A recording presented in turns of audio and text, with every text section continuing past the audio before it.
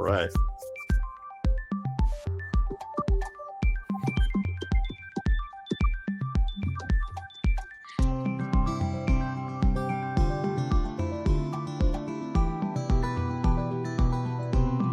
All right, everybody. Welcome back to Three Guys, One Music.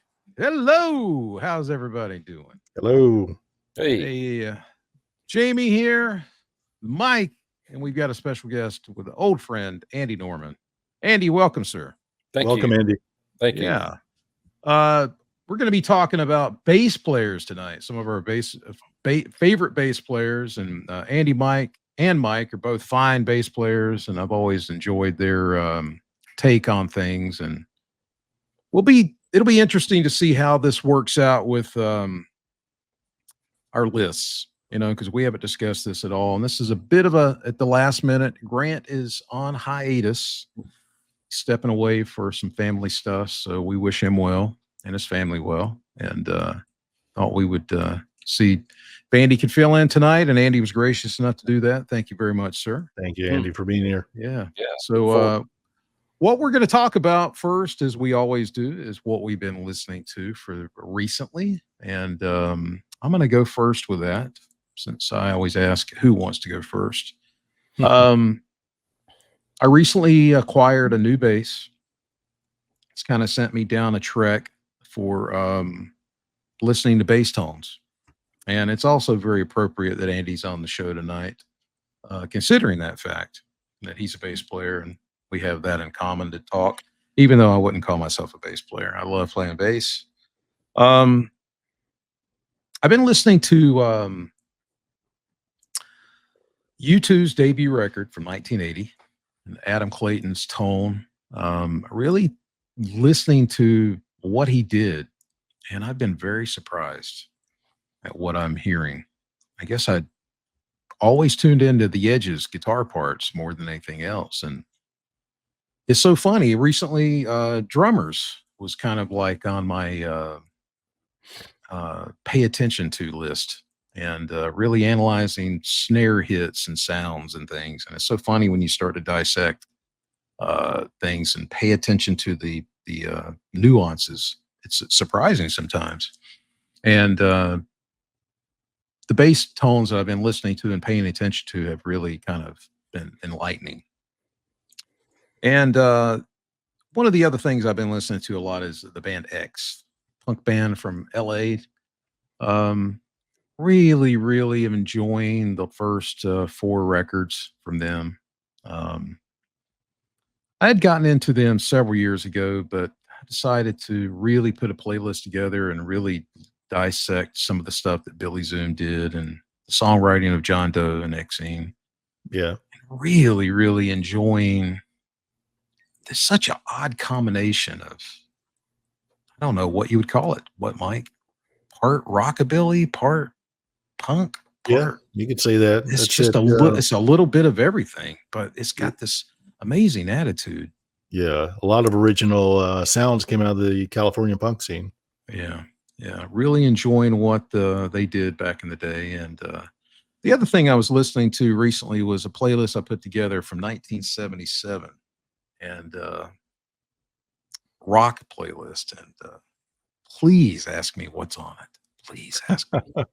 What's on that list, Jamie? I will tell you. I'm interested to know. Glad to hear that.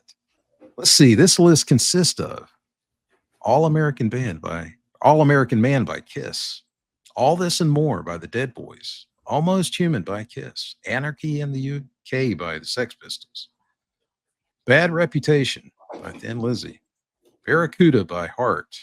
I could go on and on and on.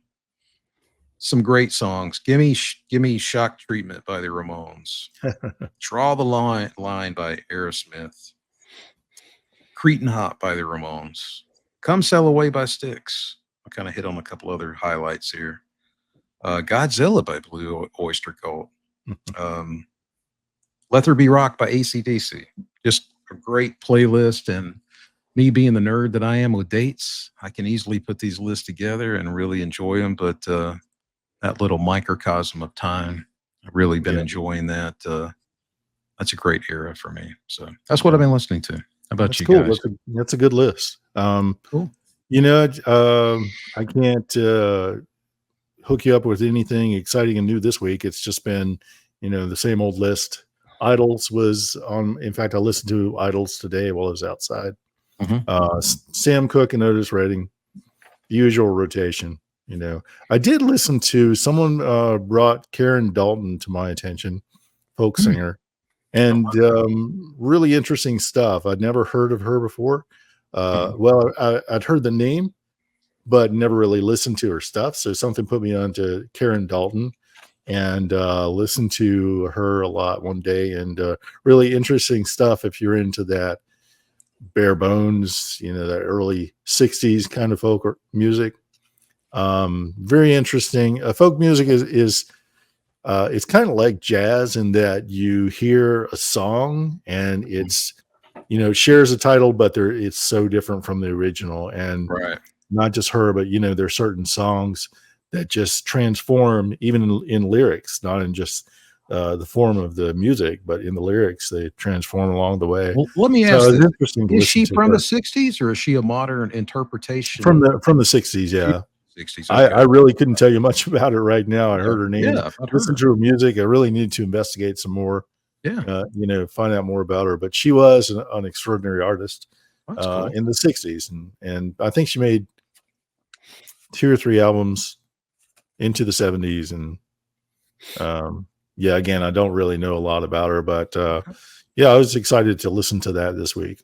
And new Listen to her. discoveries are always fun. Yeah, Yeah. definitely. Andy, you been listening to anything particular? It kind of pops out. Um, well, with my band that I'm with now, Basement Legends, we're doing kind of a real wide variety of stuff. So, Mhm. and my list is like Almond Brothers, Steely Dan, stuff that I'm playing, Cars. Yes. Even some of the old original, the first Pearl Jam album, we're playing off of that. Old AC/DC, of course. Yeah. Uh, just we're kind of all over the place, even down to just trying to think of all the different ones.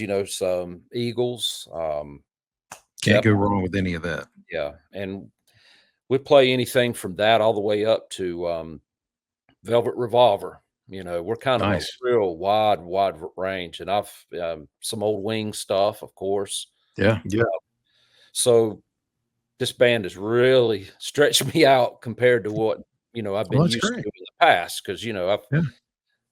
normally stuff that I've done, I've either when I've traveled, it's either been of course with original bands or stuff that was real close. It wasn't this much variety, but Right. really enjoyed it. And what I've noticed with through playing it is that a lot of my styles, you have to really adapt to them with not only your sound but with the way you play. Just Right. the style of stroking the strings, even just simple Right. stuff.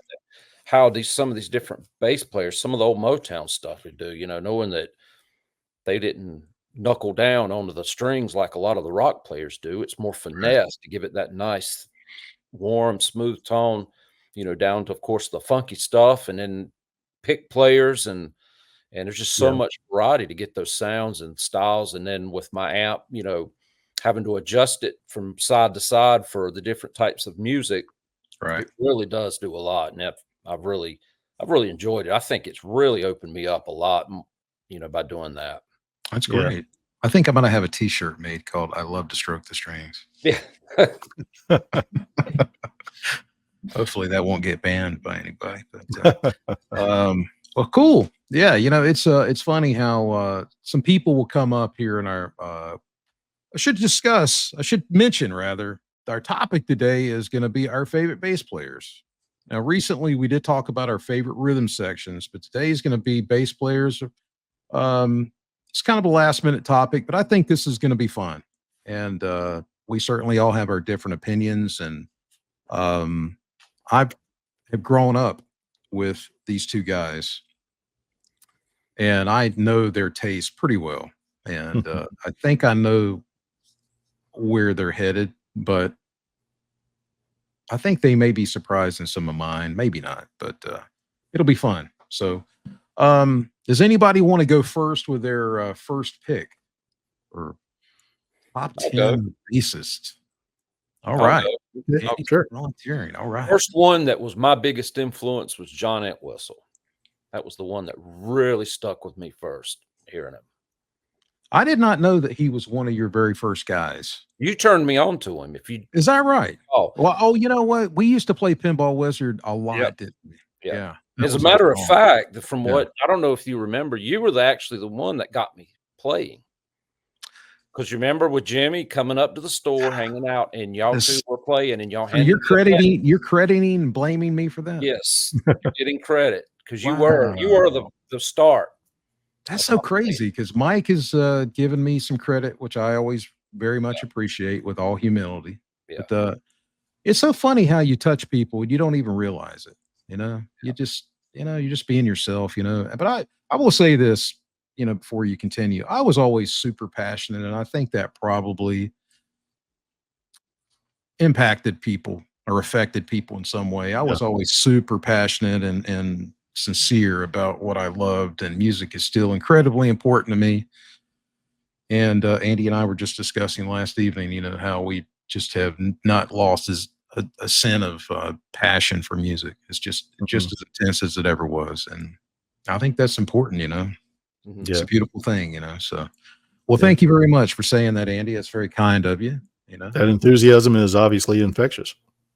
It's Spread it around the room. Yeah, I But, love to spread it, Yeah, John Entwistle's a good opener because you talked about having to change your style and your touch even to play different songs. And John Entwistle played a lot of different basses, a lot of different ways. Using a pick, his fingers. He had a light touch sometimes and really hammered it some other times. Yeah. So he's a great bassist. Yeah, I'm a fan. Yeah. And his name will come up. Yeah, and I really enjoyed listening to how you can go and listen to their tracks, isolated tracks, and hearing how nasty and raw his sound is. But that's Yeah. part of the mix cut that really works, and that really it cuts through the mix so well that you don't have to have more volume. It's just the way that sound is. It cuts through, and it becomes Right. sound. Yeah, he's possibly, I don't know. You guys chime in and agree or disagree. I would say he's arguably the most important bass player for guys other than Paul McCartney. I mean, he influenced so many people. He's definitely Chris Squire's number one guy. Is he not? Yeah. He influenced him to have that solo voice and stand out in the mix and to cut through. Entwistle is incredibly, incredibly important to rock for, since the mid to late 60s. Just an important figure and obviously a giant, amongst bass players. I don't know anybody has ever said that he was not great. All the way through his career, I think of listening to Face Dances. Even then, having a whole career up until Face Dance is still extraordinary bass player. Choices of notes and such in different songs. You better, you bet. Don't let go the coat. Another tricky day. It's three of my favorite Who songs, all from Face Dances. Yeah. All three of those, the bass stood out, and I agree. Yeah, excellent player. And you mentioned Chris Squire. Of course, every bass player has put Chris Squire on the list. Just from the raw galloping on Roundabout and Close to the Edge, his more subtle choice of notes. His choice of notes, his musicality is what makes him stand out. Super Not just the sound. Chris Squire is just an amazing musician. Yeah. Totally agree. All right. Well, I'll go second. My number one guy, I did this in a chronological order, and I'm glad that you actually started that way as well, Andy. I thought the logical way for me to do it would be, who was the guys that I really connected with as bass players? And there are other players that I really have enjoyed. You just simply can't put them all on the list, but and I did these in terms of who affected me at a certain important part of my life. And the first guy that ever did that was Gene Simmons of Kiss. And I think that Gene Simmons is actually a far better bass player than he's often given credit for. He was very Paul McCartney-esque and really played some incredibly musical lines in the first few years of Kiss. He simplified his style and dumbed it way down later. But the first 2 or 3 records, he was really playing some great bass lines. And to think about doing everything that band did on stage, playing these lines and singing and sticking out his tongue, it's impressive. It wasn't just like he was not playing root notes. Yeah. He wasn't. If you pay attention, and I could give a couple of examples. Really a lot of very musical bass playing that he was paying attention to what he was doing and listening to what was going to complement the song. Yeah. So he was a big guy for me. And you can, it doesn't matter what your opinion of the band or him is. He was an important figure, and and influenced a ton of people, including me. And so I have to put him up there. He was the first guy that I paid attention to and really enjoyed, as a musician, listening to what he did in the context of the band, and stood out, in so many different ways. So Gene Simmons is my first pick. Okay. Cool. Yeah. Well, I've already given a shout out to Chris Squire. I don't have a list tonight since it That's was fine. That's last fine. minute, so I'm just shouting out names. But one player who really took my breath away when I first heard him was Anthony Jackson. Oh, Anthony Jackson is a force to be reckoned with, man. Mike. Yes. He's on my list. Of course. He He's should on be my on your list. list. He is. He should be on your list. I knew that Again, you would get it. I know. I'm shocked that he's your number one pick, but I knew that you would get this. Just an amazing musical talent. And, he came in, he said, I'm playing a guitar. Why don't I have more strings? Why don't I have more options? So he made that happen. And the first 6-string bass player, and right away played it beautifully. He knew how to use it, and he knows how to make a space for himself and leave room for others in the songs he plays. I don't have an exact example now, though I have a song in my head and can't think of the name of it, but just an extraordinary musician and very influential. When you're young and you have that list of people, you think, I want to learn to play like that. Anthony Jackson was on that list. Yeah. That guy has chops. Yes. And could play. And to be a large individual, much, I think people didn't realize what the guy was capable of. Not only was he a phenomenal technician, but was, like you said, just so musical. Yeah. And of course, I would say that both of us got introduced to him through Al Di Meola, right? Of course. Yeah. And he's played with so many people. Right. Al Di Meola was who I heard him through, and I don't know. Did I turn you on to Al Di Meola, or did you just kind of pop onto him early I'm sure you did. Cruising, I think you the did. Electric Rendezvous Turned me on record that came out in '82. Yeah. Just such a great guitar player, and I still love those songs, but Anthony Jackson certainly was an important part of that recipe. And I could not agree more. He is on my list. So in chronological order. So I love it. I just have total respect for the guy. So right on. Yeah. Great choice. Yeah. All right. So Andy, you want to go next? Yep. Chronologically for me also, Billy Sheehan. Yeah. I heard Talus for the first time. I was hooked, and I worked on, in that, like with the current amp that I'm using was his inspired Ampeg amp based off of his preamp that he did for them. And I've used those amps. I've bought multiple amps that I use of the same one for practice and for travel and everything else. And I just love that sound. It was just amazing to be able to accomplish such a thick, heavy low end and such a cutting through high end, and being able to balance them two together, that no matter what you were doing, it was there. Right. And harmonics were just jumping off the neck. And that to me was just amazing to see somebody play like that. It really influenced me a lot. So you heard Talus before.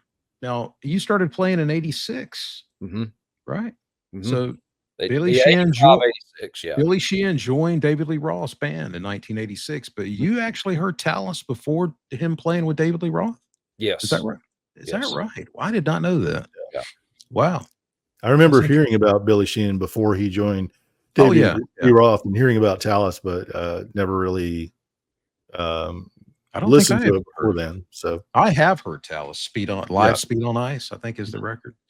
That's a good record. I've enjoyed it. But yeah, I don't think I listened to that prior to really paying attention to David Lee Roth when he joined with Steve Vai. But mhm. yeah, Billy Sheehan is, it's funny. Mike and I were talking about this on an episode a while back that we actually went to see Alan Holsworth and Ronnie Montrose um, many years ago in Greensboro. And the tour was promoted, whatever, by Pierce amps. And for a while, Billy Sheehan used Pierce amps. He did use them for, I don't know if it was prior to David Lee Roth or afterwards, but he did use Pierce amps for a while. And I think of him with Pierce amps more than anyone, but anyway, Billy Sheehan's a great bass player, still very active. And that's another individual that loves music and is passionate about his playing and music and has really tried to be as expressive uh, in his playing while still supplying great background vocals. He's a fine harmony singer. I don't think people give him credit for that.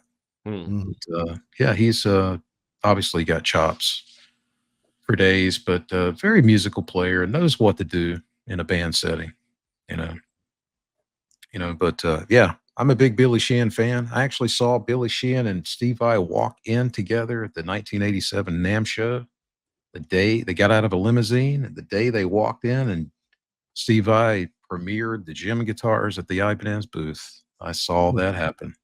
I was standing outside where the vehicles pulled up and saw those two guys walk out of a limousine. I go, wow. So I have seen some history. That's always a memory that I think of when I think of the two of them. Yeah. Well, my next choice is I've told this story and I want to elaborate on it. But Geddy Lee is my second choice. Geddy Lee is a member of probably my favorite band of all time, Rush.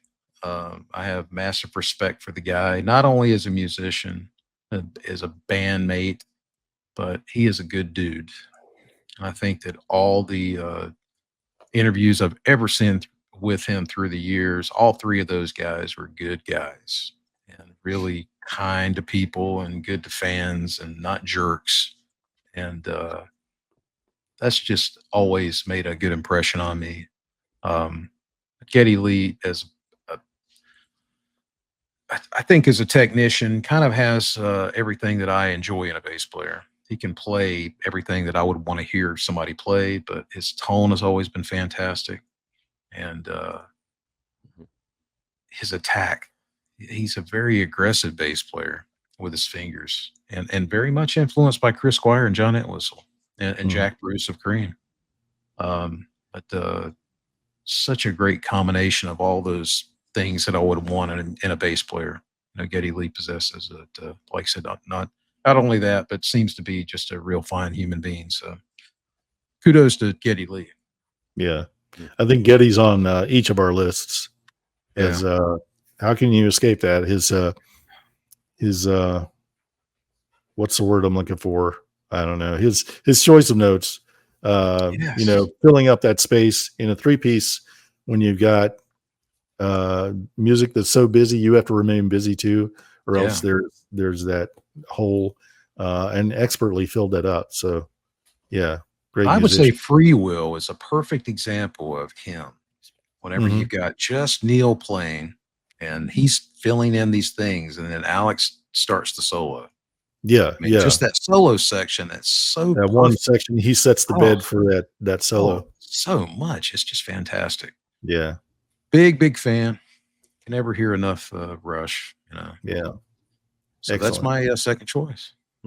Okay, the next one that off the top of my head, Joe Dart, Volfek. Um, You just stumped me. oh no, you haven't heard of Yeah. them? I don't think Okay. so. There's a great, am I saying it right? I always worry about I'm saying the name wrong. Uh, Wolfpack, I think that's how you say it. That's how it's spelled. But it's hard to put a label on that band. If you get a chance to see their concert, it's on YouTube Yeah. in Madison Square Garden. It's amazing. And Joe Dart has oh man, a brain fart. I can't remember the name of the song, but he has a song that it starts off with just the bass guitar, and it's just extraordinarily. It's a long musical bass part, and you can tell they're real fans in the audience because they're singing along with the bass part as it flies up and down the neck. They're singing along, and it's just so musical. And he's having fun playing it, and he makes it look so easy. It's just an amazing musician. He was I don't know. I'm not in the best frame to talk about it because I haven't really looked into it. But Joe Dart of Wolfpack, Okay. extraordinary band, a lot of fun, good music.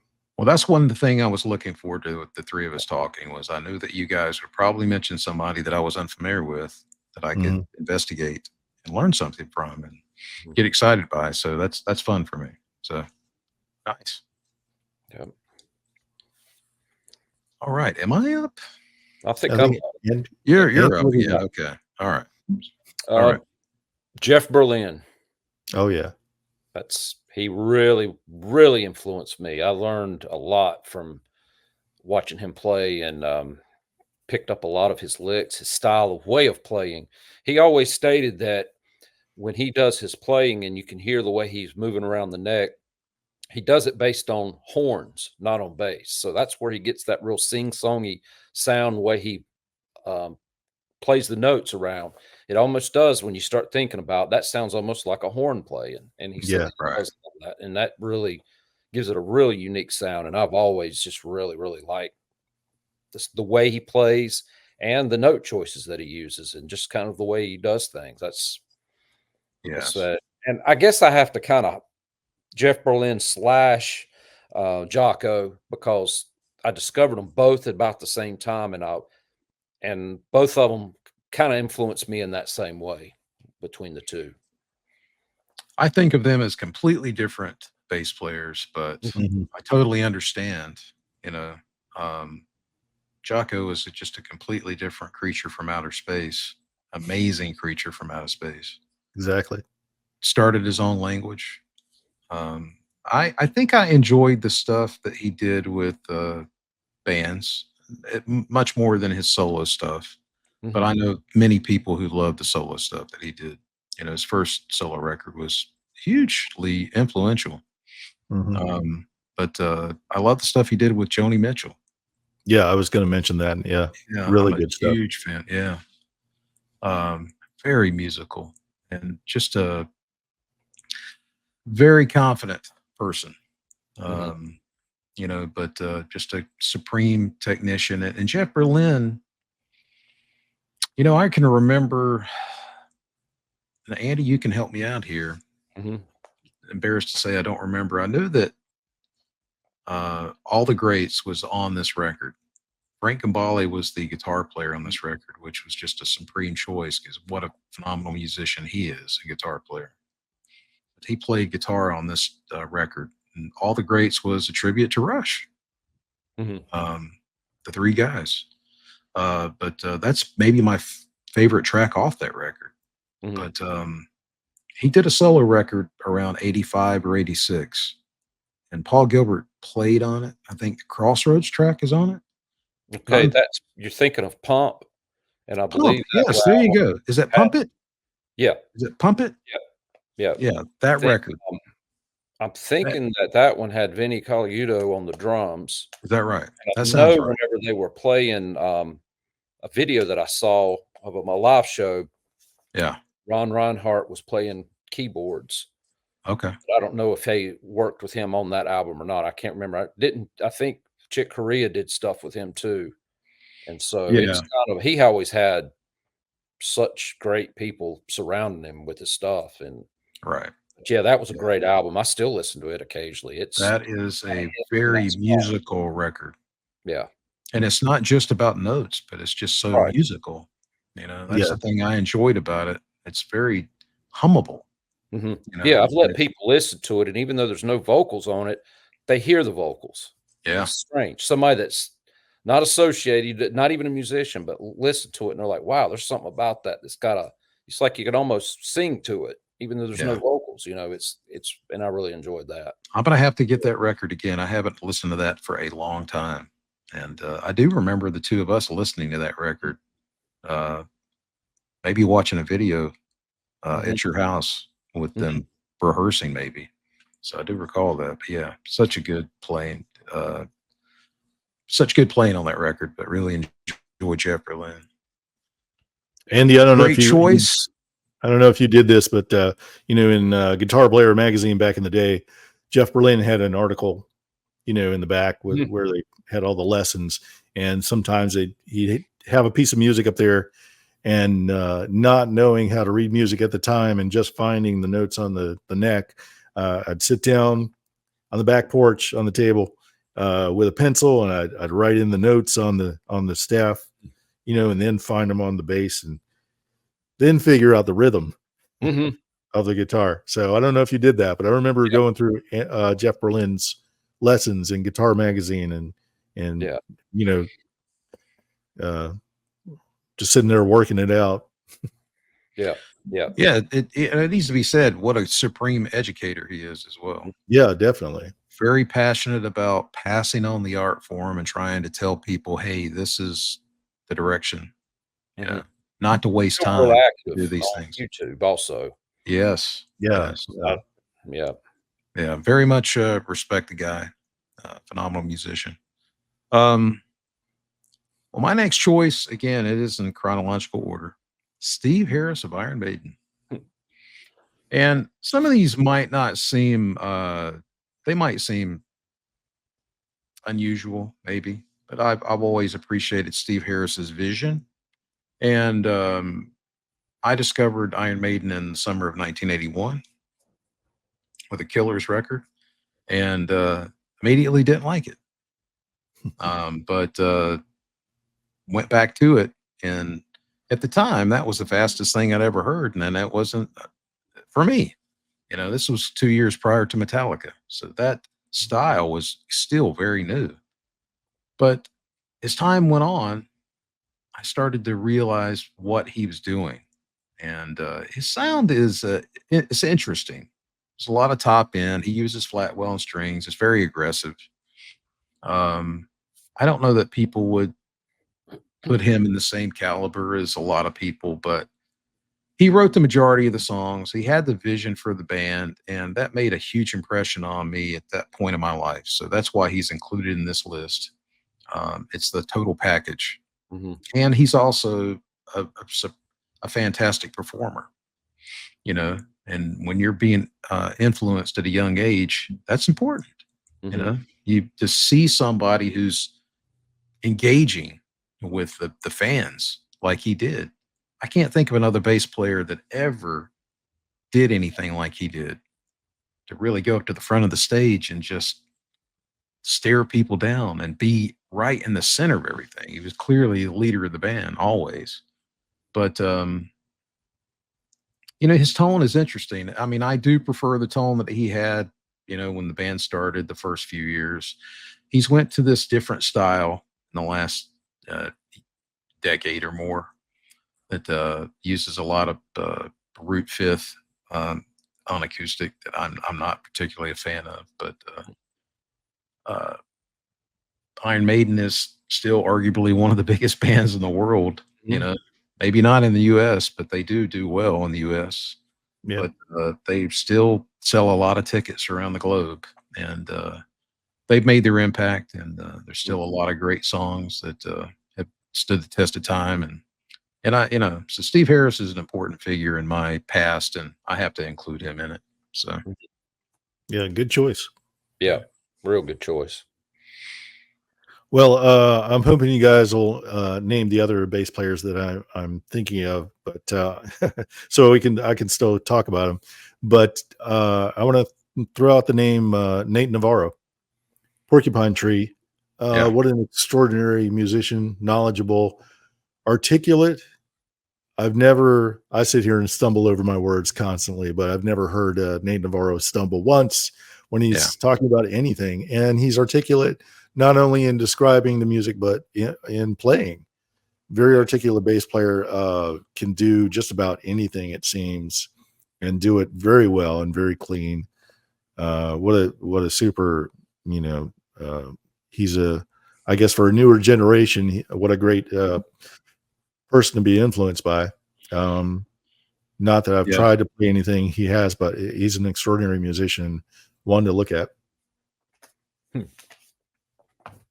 Yes. I'm a big fan.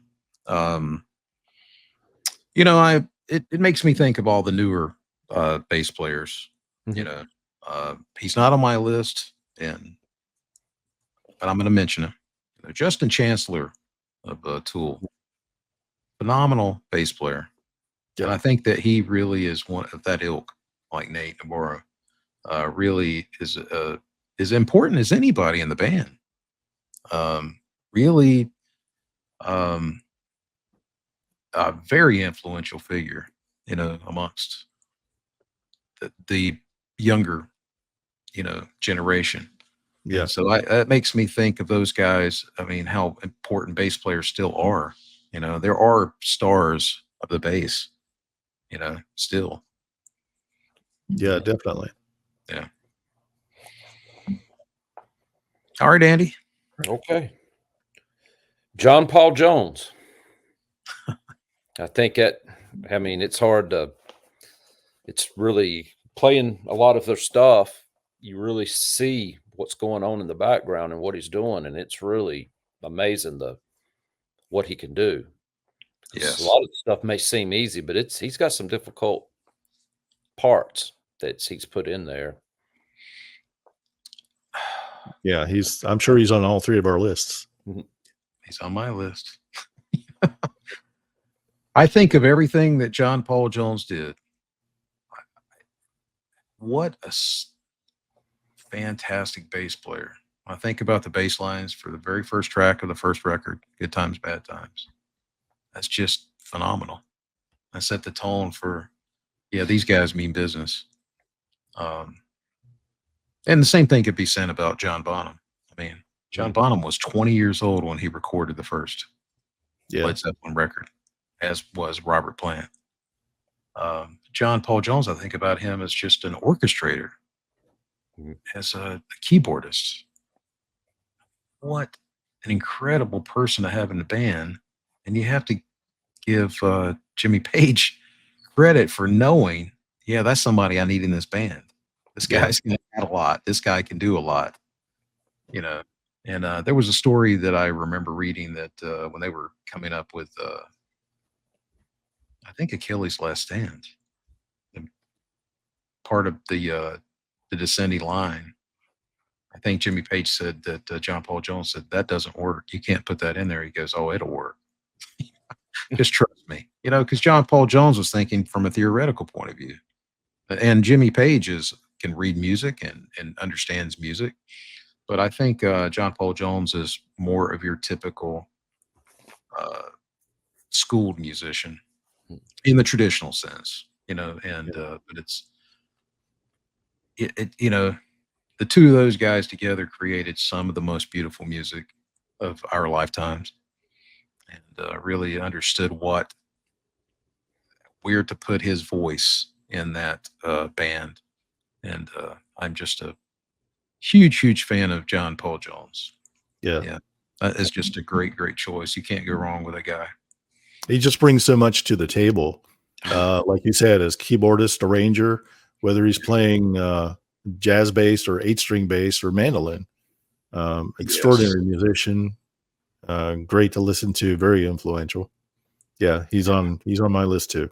Yeah, what a phenomenal musician. It also goes to show when you've got members in bands that either are influenced by totally different styles of music, or you get ones that more theoretical and the other one is more feel, it creates magic. Sometimes being exactly the same in a band is not a good thing, but grabbing Right. people that play so opposite, sometimes it creates that magic that you're not going to get because you're not going to get that exposure. Yeah.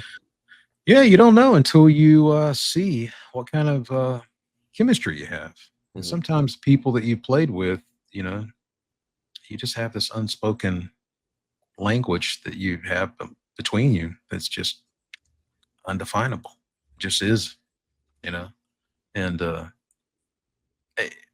it's hard to say whether who would have been the other person in the band had it not been John Paul Jones, but I can't imagine it because, like I said, he did so many things so well.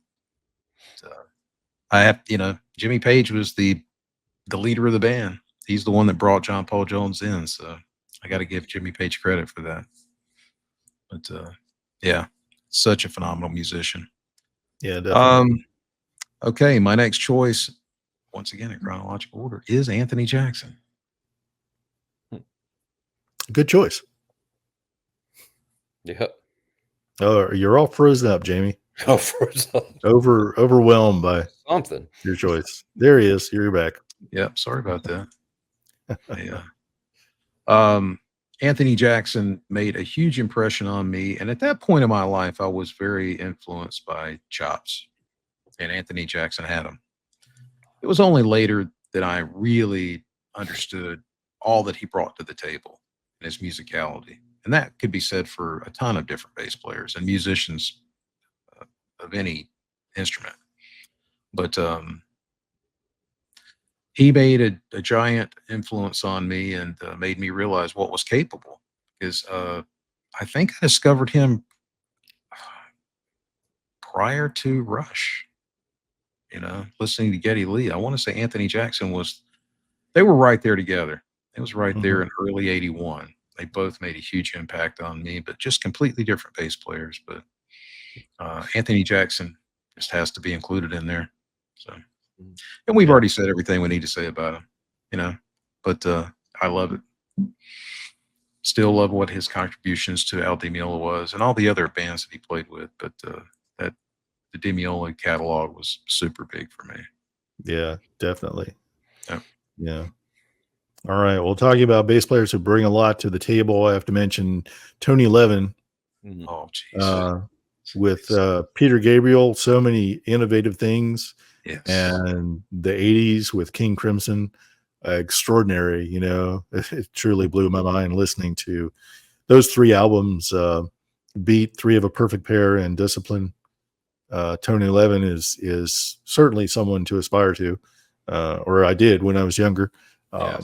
Just a extraordinary musician. I love to listen to him play, and each time I listen to those King Crimson albums, I can't help but focus on that. Whatever else is going on, I hear it, but I'm focused on Tony Levin's playing because it just thrills me. Let's say that it really excites me to hear what he's playing, what he chooses to play. He was almost on my list, and Yeah. I am a huge Tony Levin fan, and I've actually been watching videos of Tony Levin, but I'm a huge admirer of. He is probably as natural of a musician as anybody that I can think of. Yeah, I would say that. He is just incredibly gifted, and it's almost like he's not even trying, but yet he's so comfortable doing what he does.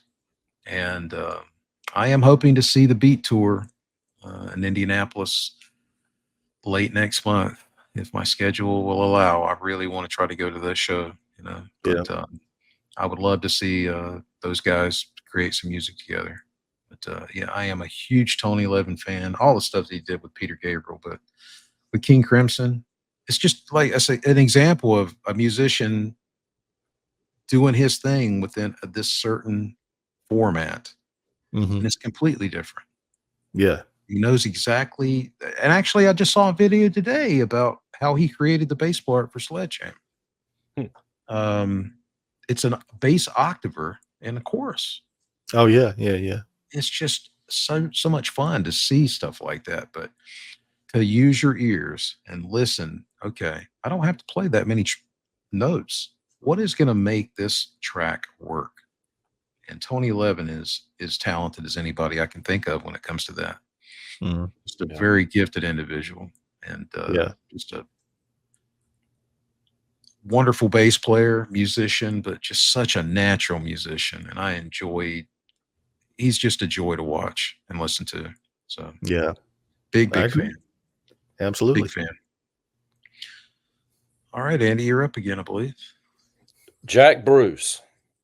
And whenever I discovered and really got into playing a lot of their stuff, it's amazing. I've actually had conversation with sound engineers that it wasn't Clapton that made Cream, it was Jack Bruce and Ginger Baker. And Eric Yeah, Clapton was along for the ride. That's the way I felt, because I mean they were so good together. It was amazing. yeah, Yeah, Amazing the bass parts. He was really stepping out and doing stuff that a lot of bass players just weren't doing. He was really pushing, and really just his style of playing. It wasn't pretty and clean. It had that rawness to it that really worked well with him and Ginger together. And I know that they had some friction, but their friction really turned out a product. It was amazing. And I still listen to, I still play yeah. Cream in the current band that I'm in, and I love it. I mean, Who did not have friction with Ginger Baker? yeah, oh, yeah, that's true. That's true. I'm not sure he enjoyed working with anybody, but Yeah. I actually saw a story where when Blind Faith started, Eric said, "Oh God, please don't, Ginger, please." But he couldn't say no to Ginger Baker. But Ginger just kind of invited himself along, say, "I'm playing. I'm the drummer." Yeah. And Eric's like, I don't know if I want to do this, but he did it. But Mhm. um, yeah, yeah, I totally agree. Jack Bruce was and to be the singer and be able to navigate through these parts, it doesn't come off as overtly complicated, but when you dissect it, you start to realize what he actually did, and it's impressive, you Mhm. know. yeah, But yeah, you know, Kareem was a giant and considered that big for a reason. They really did. They were the first supergroup. Were they not the first supergroup? I can't yeah. think of What? another one prior to them. Yeah. I can't think of, yeah. Yeah, Yeah, yeah, but first yeah, super. him Yeah, singing and playing together. It's if you look and see, really investigate what he's doing, it's yeah, pretty extraordinary to be able to sing and play at the same time what he's doing, because it's complementary, but it's sometimes very opposite. yeah, yeah, yeah. Great choice. You know, Jack Bruce has been mentioned, you know, because of Geddy Lee, but fine taste. Um, okay, my next choice is Bob Daisley of Ozzy Osbourne and Uriah Heep. And some of these choices may seem like, I don't know. When you really start to listen to the bass playing that Bob Daisley did, and again, I put it into context of what this individual did for the big picture. I don't know too many people who have Bob Daisley on their top 10 list, but I'll explain why I do. Bob Daisley wrote the lyrics to almost all of the great Ozzy Osbourne songs. He is a very musical individual. He understands how to write songs. Um, and if you listen to the bass part of something like Still Away the Night off the first record, Blizzard of Oz, it's really, really complimentary to what Randy Rhoads did and very musical. He wasn't somebody who played a ton of notes, but the notes that he played were perfect. I can't think of another choice that would be better. You know, within those two records, the chemistry that those guys had, Lee Kerslake on drums, Bob Daisley on bass, and Randy Rhoads on guitar, those two records have survived and are as well thought of for a reason. But there was great chemistry within those. But Bob Daisley was a huge uh, ingredient in making those records stand the test of time and contributing to them. But if you really listen to the bass playing that he did, it was really musical. And he didn't play anything that didn't need to be there. But when he is playing a lot of notes, it's perfect. So, you know, he made a huge impact on me at a young age. So I have to include him in there. Yeah. Yeah. He's, yeah. All right. Well, Jamie, when you were working at Zion Guitars, I went to visit you at one time, Mhm. and I don't think you were there. Maybe you were at lunch one time. I just stopped by on a whim, Mhm. and remember the Starlix VHS tapes, Yes. the Learning series. they had it discounted, Louis Johnson's Starlick tapes. And I snatched that up, and whoever was working there was like, well, if you learn that, you're only going to learn his style. You're only going to learn that one thing. And I'm thinking, that's exactly what I want. Yeah. Louis Johnson is amazing. And, I watched that tape to death. Louis Johnson, the Brothers Johnson. The music was awesome, especially in a time when people were really starting to hate disco. Right. But Louis Johnson, just an amazing player, and fun to watch, fun to listen to, and hard to emulate. I can tell you that. But he was a big influence on me. And I think he might have had the biggest hands of anybody I've ever seen. Yeah. Yeah. Yeah. Well, he taught me that you really have to hammer your strings. He was always, Yeah. And only recently did I realize you don't have to do that. But yeah, Louis Johnson was a pretty ferocious player and pretty amazing at what he did. Yeah. And he was a great session player. He played on a lot of Michael Jackson stuff. Yeah, exactly. And very musical, and understood how to contribute without being overbearing, even though he was perfectly capable of it. Per the Starlex video, he could play over the top, but didn't in a musical context. And that's another ingredient to being a great musician, is understanding when to play and when to sit back. There's something to be said about listening, and not just trying to say, this is what I can do, everybody, but just paying attention to what's going on in the song. You got to do what's best for the song, or else you're always filling up spaces that aren't spaces. You're just overlapping, and that's not a good thing. The golden rule: pay attention to the song. Yeah, that's a great choice. I love Louis Johnson. Yep, he was an influence on me too. I think I saw the same Starlix video you're talking about, and it was it's amazing. And you have to really see it instead of just hear it, because it's hard to pick it out without seeing it. There's so much going on, learning those ghost notes and the mutes and the pops, and just listening to it without knowing the context. It's like, wow, I don't even know how to make those sounds. I remember afterward being at a music store in Greensboro, North Carolina, and I was trying out, I'm left-handed, so I was trying out the one left-handed bass they have. And I guess I was listening or playing that tape at the time, learning from it. And I was trying it out and doing some, with thumb stuff. And someone will walk by and said, "Oh, someone's been listening to Louis Johnson." I'm like, "Yeah, you got that tape too." Yeah. So it's obvious what I was trying to do, but he was definitely a big influence. Yeah. And I love the two. I think of two tracks when I think of the Brothers Johnson: Strawberry Letter 23. Yeah. And Stomp. Those two tracks those are the two biggest hits of the band, but those are good songs. And I love the bass playing that Louis Johnson did, particularly on Strawberry Letter 23. That's just such a great track. But, adding his part without being, too in your face, Yeah, but also listening, if you get a chance to listen to some of his isolated tracks, like with Michael Jackson, there's a lot going on there, even though you think there's just so many notes, but there's a lot of inflection there. He was a master at that. He was. Yeah, but I think you're right, Andy. To see that video versus just hearing it, it's a whole nother thing, because it's like, what is this? Yeah. It's like, it's hard to, I'd never seen anybody do anything like that. Yeah. It's like, and I always like the format of the Starlicks. They start playing before they start showing them. You notice, remember how they always do that? Yeah, exactly. They have the name coming in, and then they're playing, and then all of a sudden it shows them playing it. And you're just like, wow, you're hearing all that. Now you're seeing it. It's just, I always thought that was just amazing. I always loved that. Yeah. All right. Andy, you're back up. Stu Hamm. Great bass player. Really was influenced heavily, and I actually learned all of Kings of Sleep. I don't remember if y'all remember that album or not. Yes.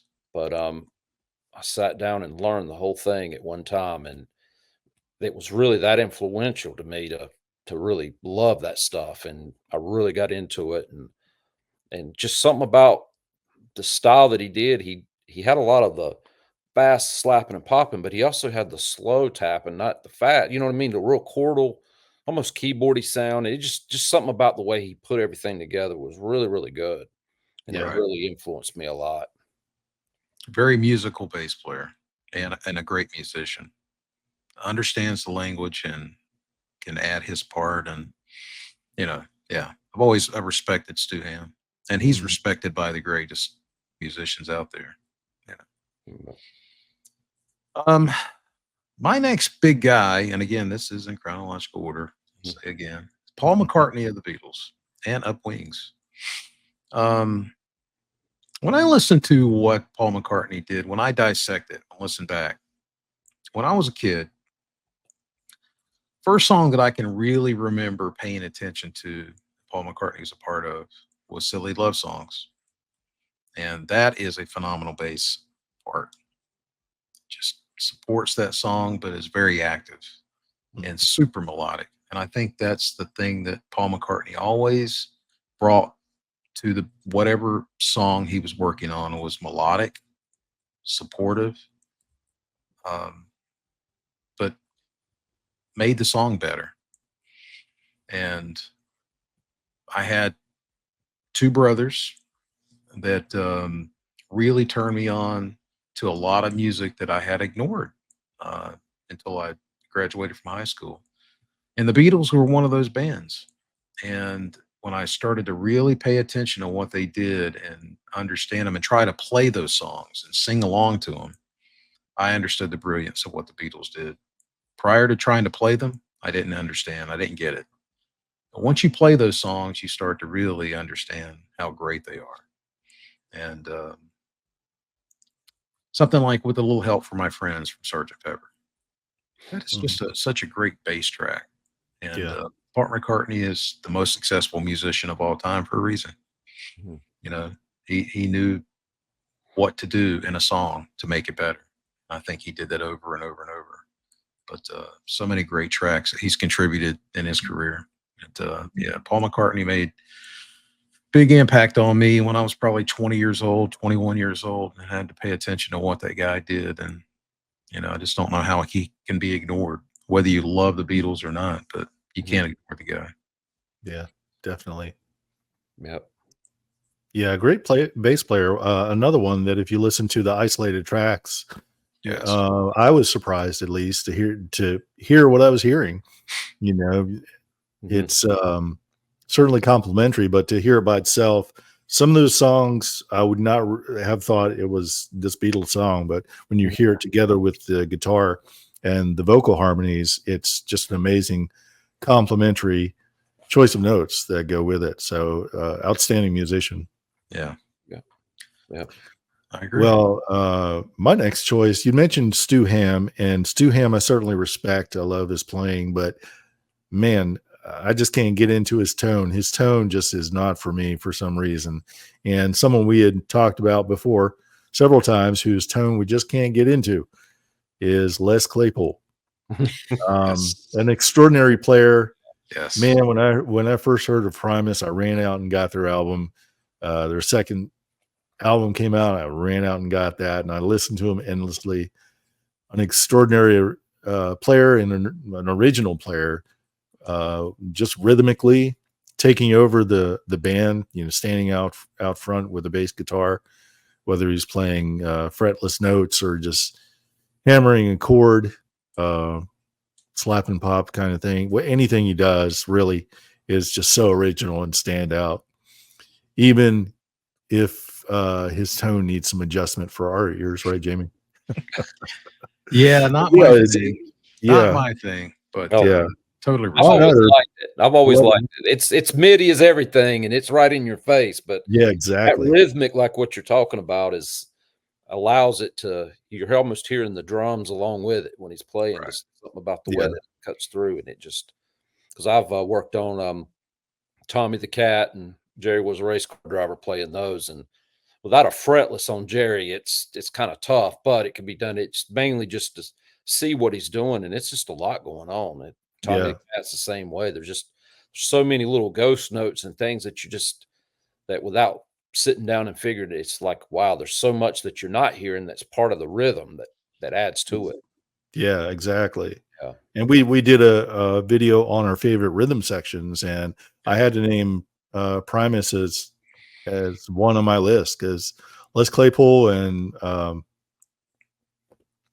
Tim Alexander, sorry, Mhm. just play so well together and fill in those spaces and allow space for each other. So what a great combination. And Les Claypool definitely was an influence when I discovered Primus.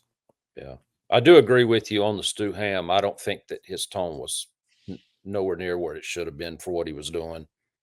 I Yeah, agree with that. I yeah, do agree with that because when I go back and listen to it, that's one that I go, wow, the tone is really not where it should be for what he's doing. I just didn't think that whether it was in the recording or whether that was just what he liked, but it did not. I didn't think it put it out there what he should really have sounded like. yeah. I'd like to hear a rounder tone out of him, but his, like Jamie said, what a musical player. Mhm. Excellent note Yeah. choice and just everything about it is perfect except for the tone. So maybe that's a podcast for another time. We'll pick apart people's tones. Yeah, Yeah. yeah.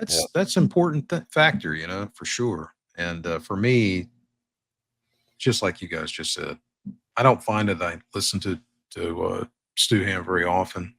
Tonally, it's not really that pleasing to me. But when I put on a certain hat and listen to something with a certain focus, and that's the other thing about being a musician, period, sometimes you have to shift your focus. Okay, Yeah. what am I listening to for in this, moment or uh, situation? If you're just listening as a fan, I think that tonally it has to be pleasing, just like it Mm, has to be to anyone, your average person that's not a musician, you know. So the musicians that have all these elements that are a notch above, those are the those are the greats. They're the ones that usually have had all the success in the world. They can appeal to anybody, and yet they have total respect and admiration from musicians. So yeah, there's a lot to being a musician. It ain't easy, folks. mm. You know. But, now who's next? I've already lost my You way. were next. I Am went. I? Am I next? Okay. No, I think All you're, right. you're next, Andy. I just talked about Les Claypool. Oh, So Yes, that's correct. yeah, okay. you're- Yeah. I'm going to go. I'm kind of getting out of the chronological now, but more of the modern for me. Robert DeLeo from STP. I don't know if y'all have really followed. Oh We yes. play a lot of their stuff, and he really has a lot going on in the back. Those bass lines are really, Yes. really good. I think he's really underrated for when people talk about really good bass players. He's up there. He's very thoughtful about his parts, and you know, I think Robert wrote most of the music for the band. Certainly, his brother Dean contributed a lot, and yeah, STP is one of the best bands from the last 30 years, in my opinion. I Mhm. mean, for the rock world, they contributed a lot of great songs. Yeah, but I agree. Robert has got some complicated stuff going on. Mhm. It's not maybe obvious, but it's not simple, you know. Mhm. So I couldn't agree more. Yeah, he's great, great bass player and a really great leader. I would say he's the leader of the band and songwriter. Mhm. Yeah. Any thoughts? Anyone else on Robert DeLeo? I can't say I've really listened to specifically him, Okay. so no comment on that one. Okay. I'll have to. That's going to be my play on my playlist this week, so I can catch up. Okay. My next choice is going to be Chris Squire. And I can vividly remember, as I've discussed in a couple of previous episodes, I kind of went through a little evolution process with Yes. I was aware of Yes um, probably only from drama on, even though they had been around for 12 years. Prior to that, I was too young. They weren't on my radar. And I'm not sure that I ever heard Roundabout as a young kid. I don't recall. But I started reading music magazines and working in a record store, helping out in a record store when I was 13. And Drama was out that year. And reading about the guys and still had not heard them. But when 90125 came out, Chris Squire was such an present person in that mix. His vocals are unmistakable to me, and his bass tone and his musicality. So many great tracks off that record. And then you go back to the old catalog with John Anderson. I mean, with the, Steve Howe and Rick Wakeman, that era. You start to understand how great this individual is and how important he is to the big vision that Yes presented. One of the most beautiful guitar or bass tones that I in my opinion, that I've listened to. It's just warm and inviting, but yet it's in your face, and it just makes me want to wallow in it. You know, I've just always loved Chris Squire's sound, and Yeah. I actually had the tech that worked with Chris Squire during the Big Generator tour do some work for me last year, and we had a couple of conversations about Chris Squire's amps and how he achieved his tone. And he told me the Marshall was not the secret to Chris Squire's tone, actually, which surprised me. He said it was actually a Fender amp that was in the mix that was never talked about. Oh, yeah. Yeah, we didn't get too much into the weeds about that, but Chris Squire's sound and musicality just huge for me. And then, the Big Generator record, I did see them on the Big Generator tour. Just a huge presence, musically and within the band. Important figure in my musical development. So big fan of Chris Squire. Yeah. Mhm. His playing, his harmonies, Yes. just made that band. I think I told you before, I started listening to Yes before I listened to Rush. I didn't really know what I was listening to because that was before I picked up a guitar and really got into music. But the harmonies I heard on rock radio just blew my mind, And I remember going to the library and picking up those albums. I'd check out the Yes LPs and bring them home and listen to them. And that's how I got into them. But yeah, an extraordinary player. I just want to say something real quickly. I don't know that I've really commented on this too much, but it'll be interesting for us to talk at some point later in an episode about how we've listened to music. And we have talked a little bit about that, but I never have been a radio person. I'm still not a radio person. Mhm. But even as a kid, I wasn't a radio person. I almost had to force myself to listen to the radio. And this is probably unusual and odd for most people because most people just put the radio on and whatever plays. But I always knew what I wanted to listen to. And I always Mhm. found it confusing. It's like, well, I don't want to listen to a bunch of stuff I don't want to listen to. I want to listen to what I want to listen to now. So to me, but I totally understand the variety and hey, let me get surprised and let me just not have to think about anything. I just want to let this play. I've never been that individual, and I'm the outlier for that. Mhm. That's highly unusual for most people. But when you're talking about listening to Rush as a kid, Yes, as a kid, I I don't even think I listened to the radio as a kid. So where did you hear Yes? Was it just on rock radio? Just rock radio, and Yeah, I'm the youngest in my family, right, so I didn't have a choice as to what was on the radio. So right. the eclectic taste I have is fashioned by whoever I was riding in the car with at the time. Yeah. So it was It's not by it. choice, but yeah, once I Yeah. heard it, I was smitten. So, That's another thing that I just want to touch on real briefly. And I apologize, but I just have to say this. When you talk about as long as we've known each other, your taste is much, much more broad than mine. I'm much more focused of what I like. Even though I've said many times, I like everything from ABBA to Frank Zappa, and that's accurate. I yeah. love Frank Zappa and I love ABBA. And there's a lot of stuff in between, but still there's some commonality between those two, although you don't think there is, but there is.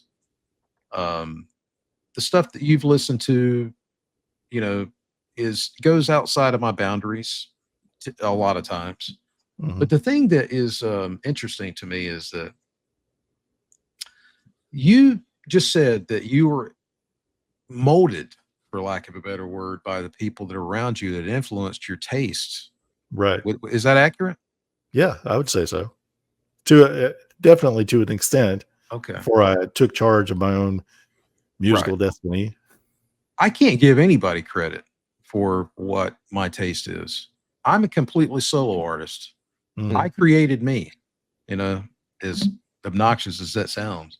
Yeah. There was nobody in my family that listened to music very much. And I did hear a couple of Elton John songs, you know, here, maybe an Osmond song here, but music was not important to the people in my family.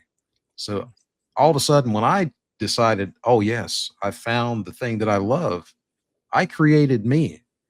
Yeah. I decided what I wanted what I was attracted to, and everything that is in my taste. I completely discovered that on my own, you know. And I think that's part of the reason why, when I was younger, I was so passionate. I was like, figured this out. I got to share this with everybody, Yeah. you know. No, I mean, but having said that, I've given credit to a lot of people. I would not have gotten turned on to things like bluegrass had it not been for my time at Smith Whitley Music and Kirby Smith, particularly, and the characters that came through that store. I met a lot of them, and that was such a predominant style of music at that point of Mhm. time, Yeah. and that stage of my life. You know, it was inescapable. And at the time, I didn't appreciate it, but much later on, I'm so grateful to have had that. Um, and in the record store that I worked at, I got turned on to a lot of music. But you know, I did. I kind of think of that as more a natural evolution and just paying attention to what's around me instead of somebody having to listen to something in the car. I don't even recall listening to music in the car, which is odd because Yeah. now that would drive me completely nuts to not have music. But as a kid, I don't remember listening to anything. Maybe a country song here and there, but it just wasn't important to people generally around me. So it is interesting to hear you say, "Yeah, you know, this kind of shaped me." You know, to some extent, I don't know what shaped me, except I just discovered what I discovered through paying attention to what's around me at a certain age, and it's like I'm going to focus on this and see what I get out of it. And so for whatever that means, you know, but it's interesting to me to hear you say that. So, Yeah. Well, you it's know, certainly an unusual circumstance that you had in order to discover music. And, yeah, I think who's so. to say I can't imagine a different way, that I discovered the music I did. Right. I'm sure you can't imagine discovering No, music in a different way either. So, no. it's all good. We both have Oh, pretty eclectic taste. I think everybody does, when it comes to certain songs, certain music artists. yeah, It's interesting though, the history that going over a friend's house and friends' older brothers playing yeah, music, my mhm, parents playing music, my sister, wherever I heard the music, whatever influenced me, even if I didn't like it at the time, maybe it stuck with me and I learned to like it afterward. So I'm sure that's yes, not unusual. A lot of people do that. So yeah, everyone's musical journey is an interesting yes, case. yeah, So absolutely. All right. So, well, um, I wanted to talk about Tony Franklin because I think he's an extraordinary player and I love his style, stands yes. out. But I really want to talk about Mick Karn of God, Mick Japan. Karn I was just reading about him today. Mick I'm not Karn is even kidding. extraordinary, man. I love Japan.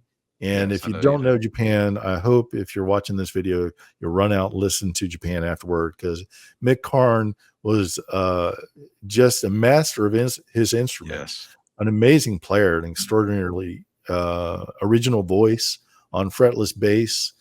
And I love listening to that. The last three Japan albums were really stand out. And yeah, Mick Karn.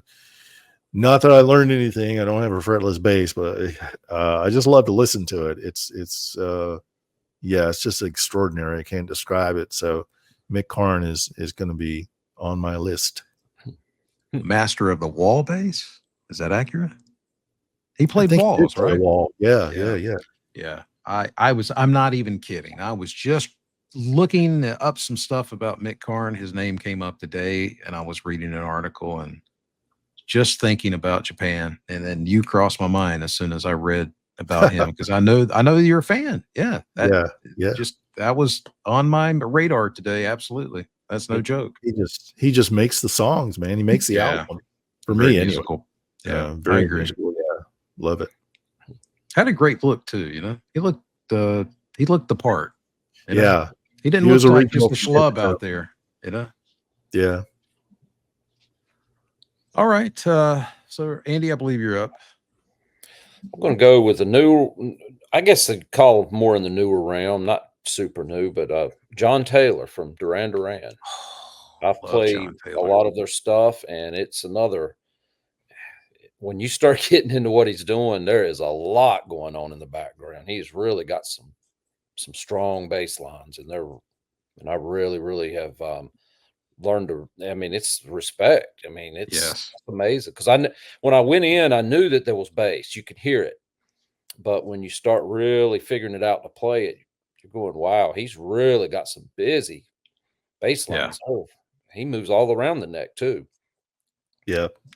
I would say John Taylor is the reason that Duran Duran became a band that I really enjoyed when I was a kid, because I recognized Rio is a great example. Mhm. I mean, just a very busy bass part, but super musical that supports the song, Mhm. you know. And I mean, you know, a lot of tracks from that era. Uh, Girls on Film, Planet Earth, Mhm. Hungry just Like the Wolf. really, That's really, Hungry Like the yeah, Wolf. it's got Yeah. a massive, Yeah. Save a Prayer, you know, yeah. just really, really musical. And And the stuff from the power station, you remember? yes. I mean, Yeah. Oh, absolutely. really good stuff. Yes. And he was playing a Kubicki X Factor during that era, Mhm. for that record at least. But I think I really enjoyed the stuff that he did with Aria Pro 2 bass Mhm. early in Duran Duran. He really that it complemented his playing style really well. That tone. Yeah, Yeah. he always kept a real jazzy tone. It's more whenever I do it play, it's turn off the front pickup. You don't want much of the front. It's all coming from the back. A nice jazzy tone, and that really cuts through. Yeah. And it's got a really nice sound. It's great That finger tone. Yeah. that Aria SB 1000 was like the tone of the early 80s, you know. Yeah. You saw it on MTV a lot, different people playing it. But he certainly had an original sound from it. Mhm. He- I think Smith of Whitley him played a as the lot. person. He was the person that I think is some synonymous with that model, in my opinion. Mhm. Yeah. Yeah, but like you said, a lot of people played that bass. There's a Mhm. poster of Jack Bruce playing that Yeah. bass, you know, that I Yeah. can remember looking at in the back of the bookstore that I used to hang out with. That's You know, why I see that bass and I picture Haircut 100 Haircut 100. because the guy in that band played that same bass. God, now I'm stumped. I know. Oh, geez. Love Their Plus. hit from Love Plus One, 1982. Love that song. That is But a didn't Smith that is a great Whitley happy song. didn't Smith Whitley were they a dealer for they were dealer for Aria? Yes. Wasn't it? Yes, Yeah. I Yes, they think were. so. 'Cause I Yes. I remember got there being a lot in there, and then the Yes. Ibanez, of course. yeah. Yeah, I think I don't know. There was a lot going on. They had BC Rich for a while, so yeah, there was, that was that era, you know. Mhm. But yeah, RA Pro 2 were big. I think Rudy For Sarzo was playing them for a while. Yeah, is that that's right? true. Yeah, Yeah. Okay. yeah. Well, am I up? Yep. You're up. Okay. Well, we're enjoying this conversation. At least I am. Yep. John Paul Jones is next on my list, and once again, we don't need to elaborate too much. We've already talked about how great he is and was, but I'll just say that when I was younger and in high school, I was not a Zeppelin fan. I wasn't a. I just didn't understand it. I didn't understand how varied they were, their catalog, and all the things that they did and what really made Zeppelin Zeppelin. Yeah. And I didn't appreciate what John Paul Jones did. You know, it was the era that I grew up in. Guitar heroics were at such an amazing level that I just couldn't escape those guys. I thought, well, that's what I aspire to, and that's what I'm enjoying. And then once again, these two brothers, and these two brothers know who they are. Really important to turning me on to a lot of the music that I had ignored. And Zeppelin were one of those bands.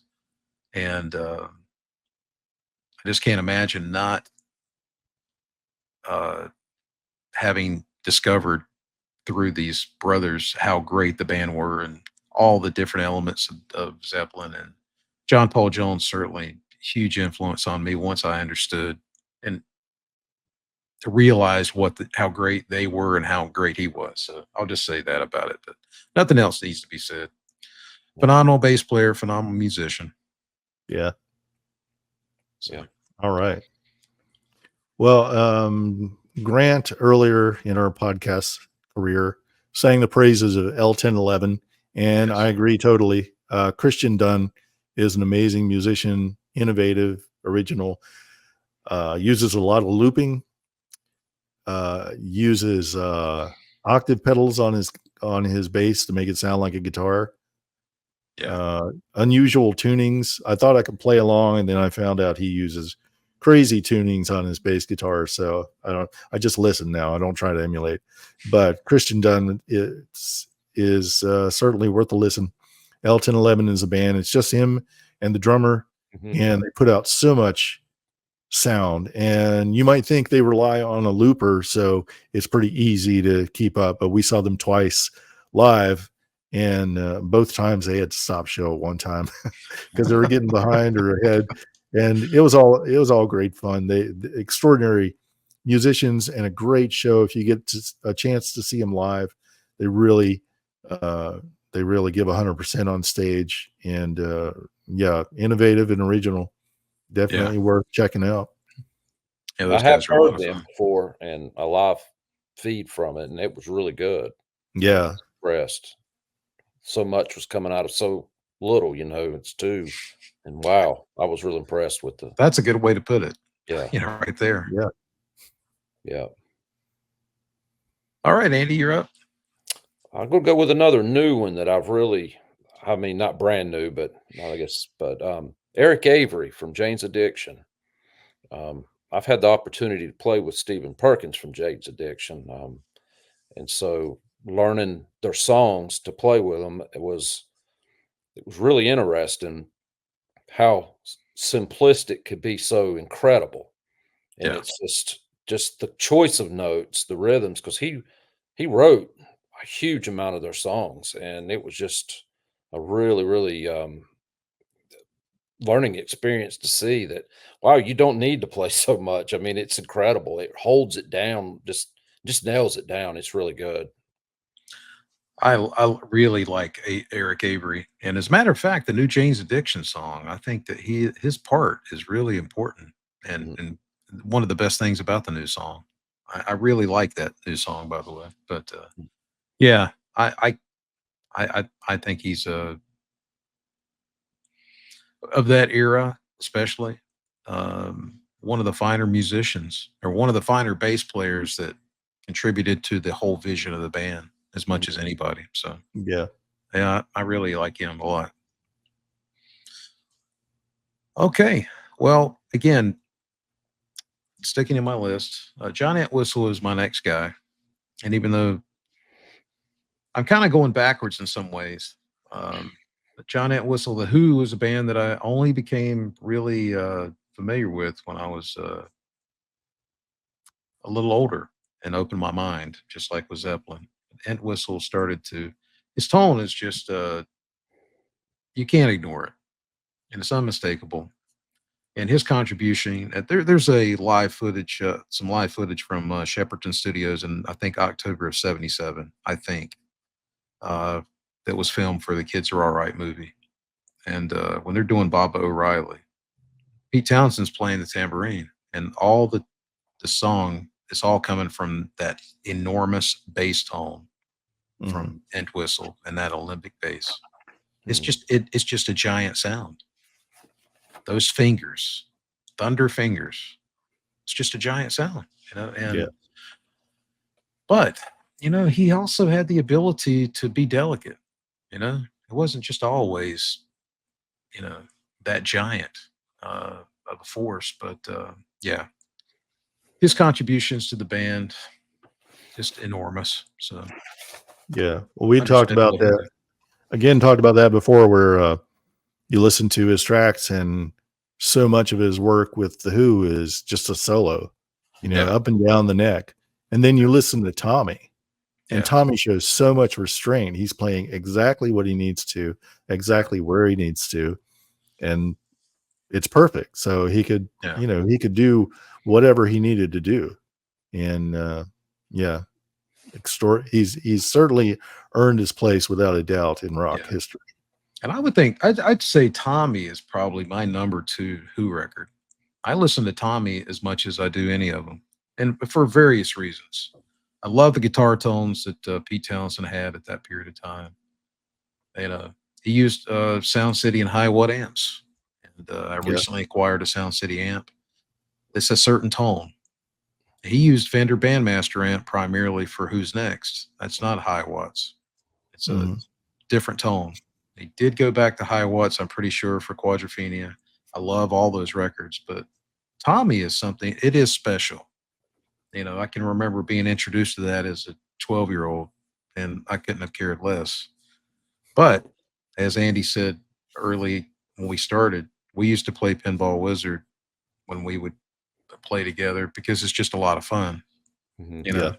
And that, of course, is just that's probably the most memorable track, not memorable, but well-known track from Tommy. But Tommy is truly a great piece and has deserved all the success and adoration that's gotten through the decades. It is a great, great piece of work, and I still listen to it a lot. Yeah. So One of my favorite cuts Yeah. of theirs is My Generation. That was one that I really felt like, wow, that's got some cool bass in it. Yeah. yeah, Yeah, yeah. really love that. One of the few, I don't know how many tracks he played with a pick, but that was almost certainly played with a pick. Mhm. That was one, you know, that wasn't typical of him, but I would say almost certainly he played with a pick with that song. And that was one of the first Marshall amps that was ever recorded, was My Generation. That- Mm. Mm. Pete Townsend is responsible for as much as anybody for the 412 cabinet. Mhm. You know, he doesn't, people don't talk about that, but it's well known in musician circles. He was one of the very first people to use a Marshall amp, and he was wanted an 812 cabinet, and the roadies said, you know, we're not hauling this huge thing around, cut it in half. Yeah. So that's why the 412 got created. Jim Marshall literally cut the thing in half and made a 412 cabinet. So, you know, how important is that to rock and roll history? Mhm. Pretty important, Yeah. you know, but I don't yeah. think an 812 cabinet would have lasted very long. Not too many people would have saw that and said, "Yeah, I can carry that around." Yeah. Like, no, I'm not Well, carrying not only that, but it's like, who would buy one? Yeah. I mean, where would you put it? How tall would an 812 cabinet be? Yeah. I think it'd be taller than a two 412s. It seems like it would be, but maybe it wouldn't be. That's enormous. How I many know. people's houses would that fit in? You just put it where you would put a refrigerator. How I many think it's station taller than wagons would that I think fit it's taller than a refrigerator. Yeah. Yeah. But yeah. Yeah, it whistles great. Um, in? Mhm. so okay, Mike, I think you're up. Oh, let's talk about John Wetton. I mean, what can you say about John Wetton? An amazing musician all the way around. Uriah Heep, King Crimson, Roxy Music, UK, Yes. Asia. I mean, he's done so much, played with so many different types of bands, and just an extraordinary voice and bass player. You got to love him. One of the big journeyman musicians out there. and his work with UK really stands out to me. I agree. Even though like King Crimson's Red is such an Yeah. excellent album, but UK Live in Japan is a great album. If you need to know what John Wetton can do, just holding it down perfectly. I think one of the biggest compliments I could pay John Wetton is that the records that he did with whatever band he was with are their best records, in my opinion. They're my Mhm. favorite records at the very least. The UK record, like you said, stands at the top of the mountain. That is a phenomenal record. But the Uriah Heep and the King Crimson, that's my favorite era of King Crimson. Was Yeah. when he was with the band, and those records he did with Asia. I think he had a pop sensibility, but he had these other elements that made it more interesting to your musicians. But he understood pop sensibility and had Yeah. that phenomenal voice. So yeah, I think that's a great choice. I mean, I wouldn't automatically think of John Wetton, but when you put it in those terms, I mean, great choice. Really Yeah. fine musician. Yeah. Extraordinary career too. Yes. Hit after hit, you know? Yeah. All right. Yeah. So am I up? I'm up. You're up. Okay, that's right. I'm going to deep dive. Lemmy. Everybody's All right. got to love Lemmy. He almost made my list, actually. Yeah. Yeah. Almost made the list. Well, please expound. I'm going to say my part of Lemmy, but yeah. I think a lot of it is with just how he played was so different. And he used a guitar amp, man. It was just his approach was just, I don't know, it was just different. It just fit, and it was just him, and it was, I don't know, you can't really even compare him to anybody to me, because just the way he did things was just so different. And it made him really important in the music for the time period. Motorhead, I mean, you go back and listen to some of the old stuff, you're like, wow, they really knew what they were doing way, way back. And they were doing stuff when nobody else was. They were way before their time, I felt like. Yeah. When they Oh, started. yeah. And Yeah. just amazing.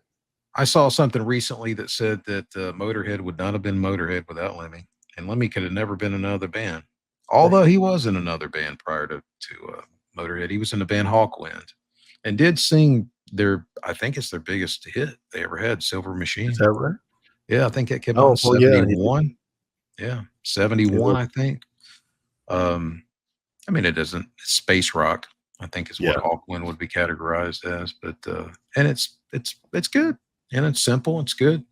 But when Motorhead started, I did not enjoy it at first, but eventually became a big admirer of what they did during the Ace of Spades era. And my favorite record is actually, the two favorite records are Overkill and Bomber. 79. That era of the band with Fast Eddie Clarke and Filthy Animal Taylor. Those guys were, like you said, Andy, there was nobody like Motorhead. They were definitely ahead of their time and influenced a lot of bands that came after them. But they weren't just slugging it out. Yeah, Motorhead was just a big left turn, 180 degrees from Hawkwind. And that I think Motorhead came along at the same time, at the correct time. Lemmy with pretty much punk rock sensibility, going at it 100 miles an hour, full throttle, all the way through from start to finish. And nobody played like that before, and you can't play like that now without being compared to Lemmy, because that's Lemmy's style. That's what he does, and it was amazing and perfect for what he did. Perfect for Motorhead. Yeah. Can't imagine another band that had that bass tone that filled up that void. You have to find your own voice as a guitar player to be able to do that. So yeah, very cool. My last choice is really going back, kind of doing this. And again, I didn't appreciate this guy until I was a little older, but my final guy, number 10, is James Jamerson. James Jamerson is one of the most musical bass players that I can ever remember. Technically, I would rate him up there with the greats, but almost impossible to the copy, because he played in such an, I don't want to say it was unorthodox, but I don't know anybody that's ever played like Jamerson, since he died, since he was around.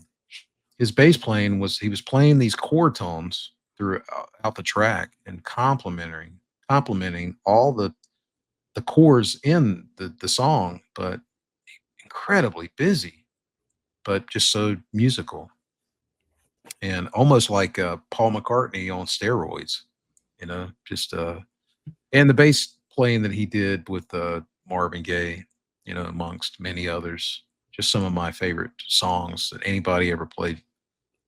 Stevie Wonder, he played a lot of stuff with Stevie Wonder. Just a phenomenal bass player, and died way too young. But I would say James Jamerson, who was also a huge influence on John Paul Jones. Phenomenal musician, and would rate him as amongst the best bass players that ever lived. Yeah. Good choice. That is my last choice. Okay. Since I don't have a list, I'm just kind of pulling names out. Yeah. I'll talk about Tony Franklin. I mentioned him earlier. Tony Franklin was a big influence on me. When I heard him first with the Firm in the 80s, sliding those harmonics, I'd never heard that before. And he has a great career playing with lots of different people. He has worked with Kate Bush and God, who's the other band he played with? Jesus. Murder. Should have Googled it. But he was with John Sykes from Whitesnake. He played in Blue Murder. Yeah, that's true. Blue Murder. That's what I'm trying to think of. Yeah. Yeah. But a great player, great choice. Always. It's the choice of notes that stands out, and he knew exactly what to play and still have his own style. You could tell that's Tony Franklin playing those notes behind the song. So yeah, I love Tony Franklin. Mm-hmm. Now we have to say that Tony Franklin got those sliding harmonics from Jocko. Right? Yeah. I mean, that he maybe did something slightly different with it, but very influenced by Jocko for sure. Yeah, he's got a lot of YouTube videos where he explains techniques, and he's a really fun guy to watch. Yeah. But just a very musical player, and it's just great to see guys that been around for all these years still trying to contribute and passionate about the art form.